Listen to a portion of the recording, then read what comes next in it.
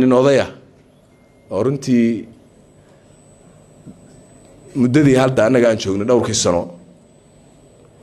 mashaariic waaweyn oo dalkan u fashay oo ay deyn cafis ka mid yihiin hadday tahay dhaqaalaha iyo horumarinta dhaqaalaha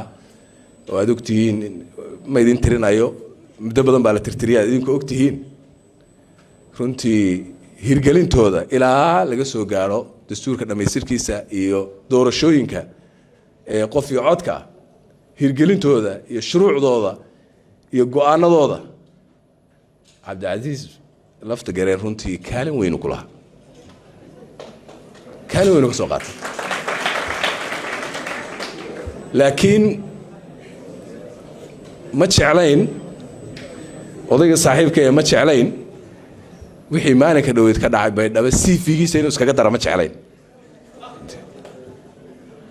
soo waxa soo dhan qayb ka ahaa oo sharafteeda qaadan karay ma rabeen inuu ku khatimo CV-giisa wixii maalinka dhaweyd meesha ka dhacay way fool xumaayeen ma qurux badnay waxaase igala sii darnaa dad Soomaali ah oo madaxa oo mararka qaarkood isu ekeysiyay bulshada ama isu soo bandhigay inay yihiin philosopherski dhinaca dimuqraadiyadda iyo cadaaladda iyo xorriyadda iyo bulshada dhinaceeda in la istaago inay wixii daraad meesha ka dhacay ay hambalyo la garab istaagaan markaa saaxiibaday runtii waxaan ii muuqatay inay si fiican wixii caloosha kaga jiray maskaxda wixii oo dhan badeecaday wadeen hadday intaa tahay way mahadsan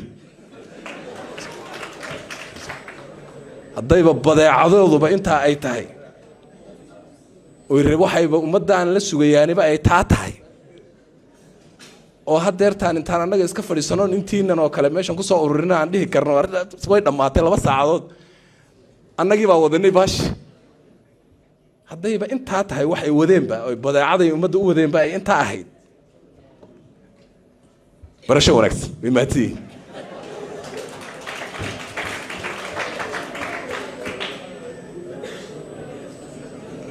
Baydhabo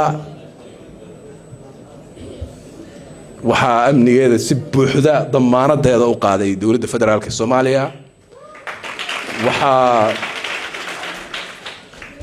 waxaana maaragtay gacanta ku haya ciidamada xoogga dalka Soomaaliyeed waana lamana ogolaanayo wax haba yaraatay qalalaasa ah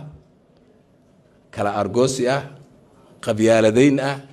kala qaybin ah mushkilad ah kama dhici karo magaalada Baydhabo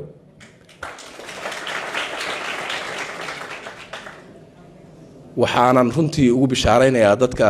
reer koonfur galbeed waxay haddii Ilaahay yiraahdo yeelan doonaan madax aan lagu qasbin aan loo xulin ee ayaga ay doortaan ayaga ay keensadaan waxaan rabaa marka ugu baaqayaa cid kasta oo ku fakaraysay waxa wax ka duwan meel kastaba ha joogtee inayna ku soo talagelin meeshaas kama jiraan waxaas mana ka socon karaan waxaan u mahadcelinayaa shacabka reer Baydhabo